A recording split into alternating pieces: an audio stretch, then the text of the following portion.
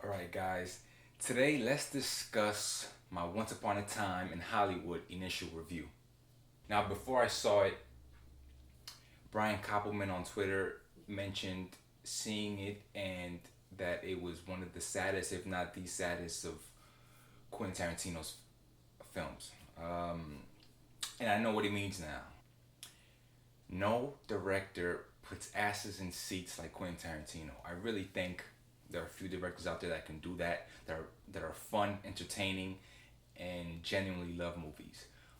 His movies are events, and people come out. Whether you love them or hate them, you have to give them that. You have to give them that credit. We saw it at the Alamo in Yonkers. We got this really cool film strip. Let me show you. Strip. Once Upon a Time in Hollywood. Right. We saw it on 35 millimeter. Beautiful print. Fresh. Um, Now let's really get into it. Cliff Booth was my favorite character. It'd be funny if in Quentin Tarantino's universe, if Cliff Booth is the father of Brad Pitt's character in True Romance. That would be really kind of cool. But Cliff Booth was my favorite character. And if you really think about it, Once Upon a Time in Hollywood is like an ode to stuntmen because they go unrecognized. And I think now the Academy is starting to have a category for them, but which is such a shame. It's just now that they're getting recognized, but it really is an ode to stuntmen.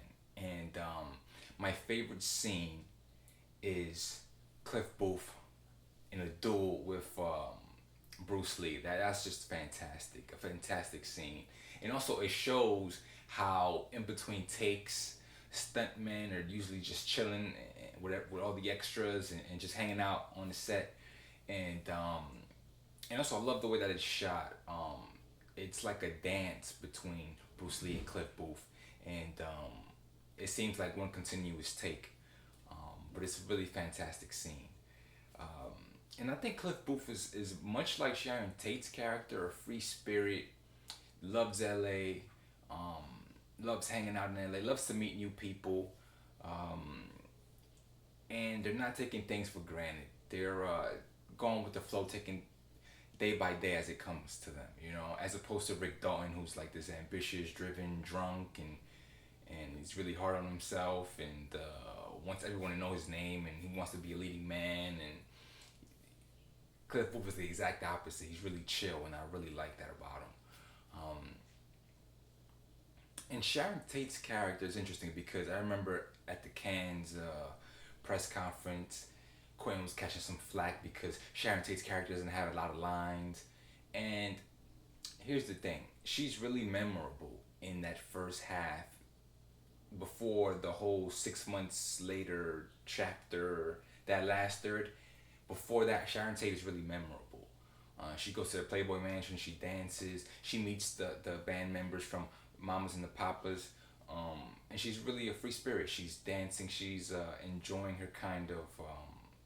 She's the Hollywood dream personified because she goes to the movie theater to watch her own film that she's in. It's really innocent, it's really sweet, and really pure. And she's really unforgettable, even though she doesn't have a lot of lines, and she's not a major sort of pivotal character in the plot of the movie because there is no real plot of the movie, and I think that's kind of the blessing of the movie. There's no real plot. It's like Jackie Brown.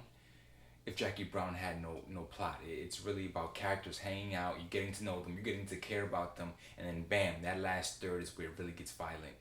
But a little bit more about that later on. Yeah, it's really interesting because the movie doesn't have a real plot, and I think that's where the real genius of Quentin comes in because when it comes to screenwriting rules, you gotta throw it out the window with Quentin. He's gonna do his own thing, and I remember when they announced that he was gonna do it with Leo and Brad, and how they mentioned it was his greatest script, and I don't think it's his greatest script, even though I would love to read it, and I will in the future, but it's not his greatest script. I think that um, the real genius is in the fact that he's able to make you care about Cliff Booth. Um, because I personally I couldn't really care for Rick Dalton character, the real Rick Dalton character, because maybe if it was played by someone else, I would care. But I already know that Leo was a great actor. I know he's gonna be able to pull it off. He's upset on set because he's forgetting his lines. He was drinking the night before, and and I get that, but you know that he's gonna pull through. You know he's gonna be good, even though he's fantastic in the role and he's really funny. And also when the movie started, I immediately thought, wow, Leo looks older now. He looks great for this part. But I do like the character choices he made. He gave the character like a stutter. I'm not sure if that was in the script, but the character stutters and is insecure. I like the choices he made with that. But and also I didn't really care for the fact that he's a Western actor and he's shooting on a Western, because I've already seen Quentin do that with Hateful Eight and Glorious and Django, so it was kind of like a big yawn for me. But Leo killed it. But my favorite character was Cliff Booth. Cliff Booth was my favorite character. There's a discussion going on online about where do you rank it amongst Quentin Tarantino's films. I think it's too early for me personally. I've seen it once. I'm definitely going to see it again. And after I see it again, I might be able to rank it on my list of QT films. But right now, it's last on the list. But that doesn't mean I hate it. It just means that I need some time with it. And I'll definitely do another video where I rank it amongst his body of work. Now let's talk about what I think the movie means. All right. A lot has been going on with the Me Too movement in Hollywood. A lot has been going on about equal pay with men and women.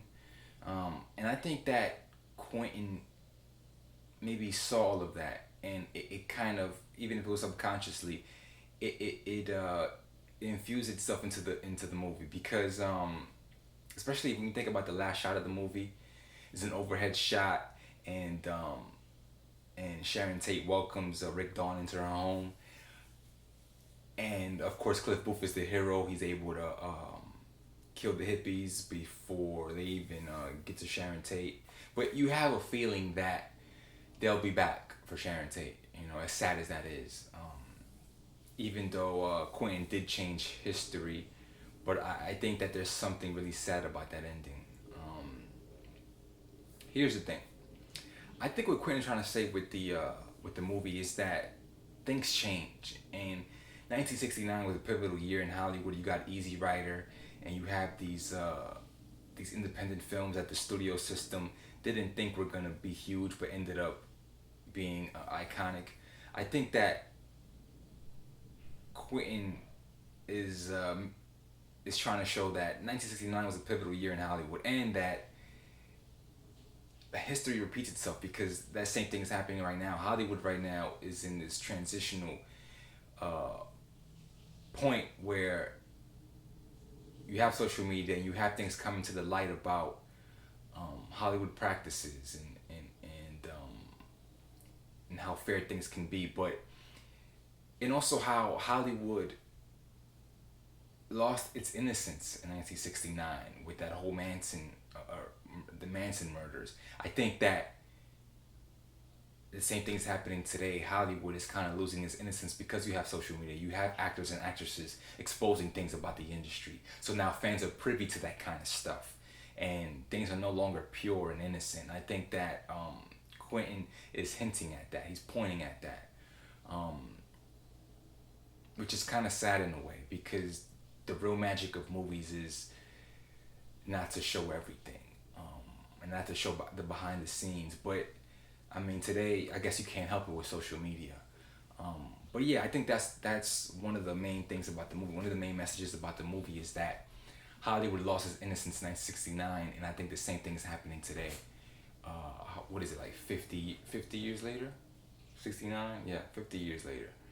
So it's interesting. It's interesting how things come back full circle. But yeah, those are my 2 cents about the movie. I did like it. Extremely highly enjoyable, extremely entertaining. he delivers the goods every time, one way or the other. All right. But yeah, that's it. See you next time. Peace.